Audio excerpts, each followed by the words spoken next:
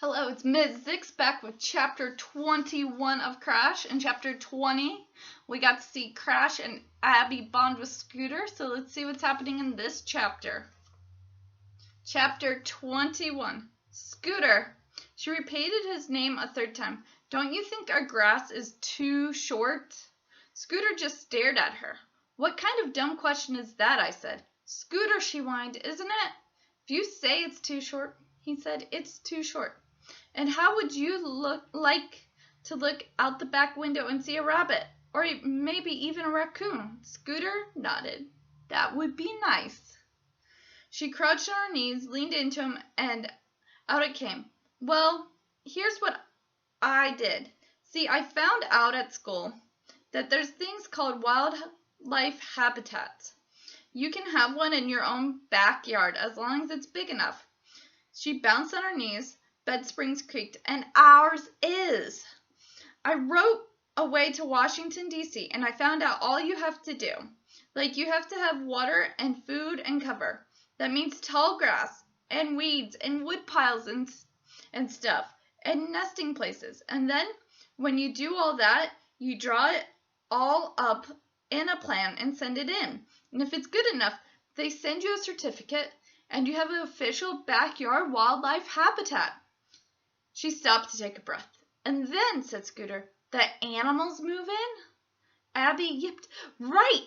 Animals and birds. And we give them a place to be. We save them. Scooter grinned. From the shopping centers? Exactly. She reached out and stroked my arm. And my nice, sweet, wonderful, lovable big brother is going to build me an observation post in the cherry tree so I can observe the wildlife.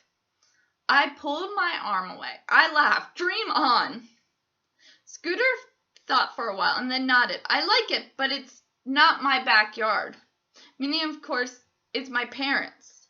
I was thinking of my father, who cuts the grass and edges it and weed whacks it and has the chem lawn truck spray it, and then my mother, who used to throw fits because I dug holes and buried her flowers.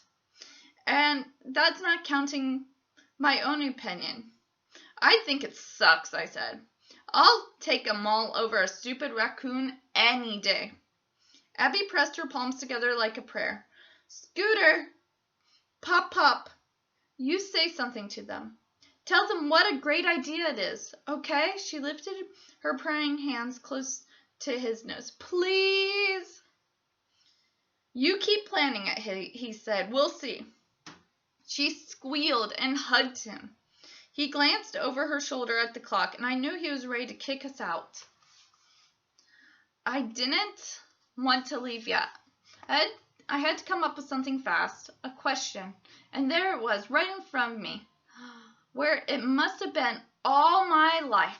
Why is your name Scooter? I said. I was hoping there would be a half-hour story behind it, but all he said was, oh, I was a speedy little bugger where I grew up. One time somebody said, look at him scoot. And that was that. He turned on the lamp. Okay, swabbies, bedtime. Abby kissed him. I shook hands. I turned at the door. Did you ever run in the pen relays? He frowned. What's that? Oh, nothing. Good night. Batten the hatch on your way out, mates. Okay, so that's the end of Chapter 21. I will read Chapter 22 today, so be excited for that. I will see you later. Goodbye.